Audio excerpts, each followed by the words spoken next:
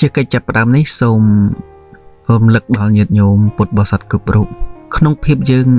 ជាម្ចាស់ប្រទេសក្នុងភាពយើងជាម្ចាស់ផែនដីយើងជាកើតមកគឺយើងមានកាតព្វកិច្ចមួយគឺគិតគូរអំពីសង្គមគិតគូរអំពីប្រទេសជាតិរបស់យើងការរស់នៅក្នុងប្រទេសវាអត់មានអីខុសពីការរស់នៅក្នុងផ្ទះទេកាលណាបើយើងរស់នៅក្នុងផ្ទះរបស់យើងសមាជិកក្នុងផ្ទះម្នាក់គិតតែពីសុខរៀងខ្លួនគិតតែពីសង្ងំរៀងខ្លួនមិនខ្វាយខ្វល់អំពីផ្ទះរបស់ខ្លួនឯងតើផ្ទះហ្នឹងជាផ្ទះដែលស្អាតបាតទៅរួចទេម្នាក់ស៊ីហើយបរិយាអ្នកខ្លះមិនធ្វើនេះមិនធ្វើនោះយើងសម័យទៅមើលថាតើផ្ទះរបស់យើងហ្នឹងស្អាតទៅរួចតាមផ្លូវណាបើយើងជាសមាជិកចេះជួយគ្នាចេះសម្អាតផ្ទះរបស់យើងយកចិត្តទុកដាក់កន្លែងណាដាក់សម្រាមកន្លែងណាលាងចានកន្លែងណាត្រូវបោសជូតអីបើយើងសាមគ្គីគ្នាអញ្ចឹងផ្ទះរបស់យើងរមែងនឹងស្អាតដូចគ្នាចំពោះប្រទេសជាតិកាលណាបើយើងរស់នៅក្នុងសង្គមរបស់យើងរស់នៅក្នុងប្រទេសជាតិរបស់យើងមិនបានគិតគូរអំពីសង្គមអំពីប្រទេសជាតិរបស់យើងសួរតើឲ្យបរទេសណាគេមកគិតគូរអំពីសង្គមរបស់យើងបើយើងជាម្ចាស់ប្រទេសម្ចាស់ទឹកដីយើងអត់គិតផងដូច្នេះដើម្បីឲ្យសង្គមយើងរីកចម្រើនទៅបានដើម្បីឲ្យសង្គមយើងមានសុខក្សេមក្សាន្តវាលុះត្រាតែយើងជាអ្នករស់នៅក្នុងសង្គមហ្នឹងជាអ្នកគិតគូរអំពីសង្គមហ្នឹង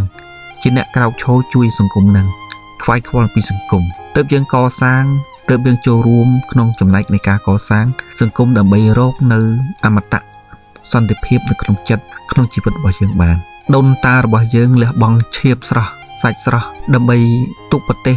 ប៉ុណ្ណឹងឲ្យយើងប្រទេសយើងវាស្ទើរតែបាត់បង់ទៅហើយវាសល់ទូចណាស់ដូនតាខំប្រឹងពលីសាច់ស្រស់ឈាមស្រស់តស៊ូដើម្បីរក្សាយើងបានប៉ុណ្ណឹងក្នុងនាមយើងជាក្មេងជំនាន់ក្រោយយើងក៏បីគិតគូរអំពីសង្គមរបស់យើងពីប្រទេសរបស់យើង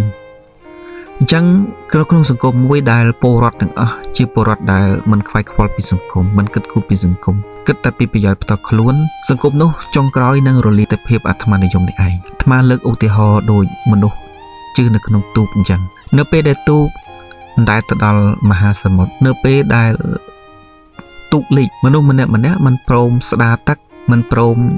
អ្នកខ្លះមិនព្រមស្ដារទឹកអ្នកខ្លះមិនព្រមបិទកន្លែងលិចទេតែផ្ទុយទៅវិញខំប្រឹងរស់រើឈើរោគក្តារមកផ្ទះដើម្បីហែលចម្លងខ្លួនឯងចុងក្រោយគឺរស់រើទូកទាំងអស់បានក្តារមួយស្លឹកនៅពេលដែលសម័យទឹកក្តារមួយស្លឹកហ្នឹងយើងអាចហែលឆ្លងមហាសមុទ្របានទេចុងក្រោយទូកក៏រលាយអ្នកដែលរត់នៅក្នុងទូកហ្នឹងក៏ស្លាប់ទាំងអស់ក៏ប៉ុន្តែបើយើងចេះសាមគ្គីគ្នាអ្នកខ្លះបាចទឹកទៅអ្នកខ្លះបិទរុនទឹកទៅកុំឲ្យលិចទៅអ្នកខ្លះអុំទៅអ្នកខ្លះចែវទៅយើងនឹងអាចដល់ត្រើយទាំងអស់គ្នាយើងអាចនឹងរស់មានជីវិតទាំងអស់គ្នាក៏ប៉ុន្តែដោយសារតែភាពអាត្មានិយមយើងមិនគិតអំពីប្រយោជន៍រួមយើងគិតតែប្រយោជន៍ផ្ទាល់ខ្លួនអ្នកខ្លះទាញមកស្លឹកដើម្បីហែលរៀងខ្លួនចឹងទៅនេះបញ្ជាក់ឲ្យឃើញថាកាលណាបើយើងរស់នៅក្នុងភាពអាត្មានិយមចុងក្រោយសង្គមយើងក៏រលាយយើងខ្លួនឯងក៏បាត់បង់ក៏រលាយទៅតាមសង្គមនឹងដែរយើងដឹងគ្រប់គ្នាហើយថានៅពេលដែលយើងស្លាប់សង្គមយើងនៅអាចនឹងនៅមានតែបើសង្គមយើងស្លាប់សង្គមយើងបាត់បង់យើងទាំងអស់គ្នាក៏បាត់បង់ដែរប៉ុន្តែពាក្យទាំងអស់នេះវាមិនមែនលើធម្មតាតិចចេះនិយាយទេវាត្រូវតែធ្លាក់ទៅក្នុងសន្តានចិត្តរបស់ពលរដ្ឋយើងគ្រប់គ្នាជនជាតិយើងគ្រប់គ្នាកាលណាវាធ្លាក់ទៅក្នុងសន្តានចិត្តវាកើតនៅមនសិការការគិតគូរអំពីប្រទេសជាតិកាលណាយើងជាមនុស្សដែលគិតគូរអំពីទឹកដីគិតគូរអំពីប្រទេសវាប្រៀបដូចជាសម្ោចអញ្ចឹងកាលណាសម្ោចកាលណាអង្ក្រងវាចេះតែការពារសម្បុករបស់វាការពារទីលំនៅរបស់វាអ្នកណាដែលហ៊ានចូលទៅប៉ះសម្បុកវាគឺថាវាមិនអនុញ្ញាតឲ្យអ្នកណាមួយប៉ះសម្បុកវាខំវាបដូរផ្លាច់ជីវិតជួនកាលវាបដូរផ្លាច់ជីវិតដើម្បីការពារសម្បុករបស់វាចុះក្នុងនាមយើងជាមនុស្សដែលយើងរស់នៅយើងមានជាតិសាសន៍យើងមានប្រពៃណីទំនៀមទម្លាប់មានអក្សរសាស្ត្រមានប្រទេសចឹងកាលណាបើយើងគិតតែពីរស់នៅគិតតែពីប្រយោជន៍ផ្ទាល់ខ្លួនចឹងកាលណាបើយើងគិតតែពីរស់នៅគិតតែពីប្រយោជន៍ផ្ទាល់ខ្លួនមិនបែងចែកចំណែកធនធានណាមួយគិតគូរពីស្រុកទេសរបស់យើងមិនគិតគូរពីប្រទេសជាតិរបស់យើងថ្ងៃណាមួយប្រទេសជាតិរបស់យើងបាត់បង់យើងទាំងអស់គ្នាក៏បាត់បង់ដែរការរស់នៅជាជនជាតិភេតិច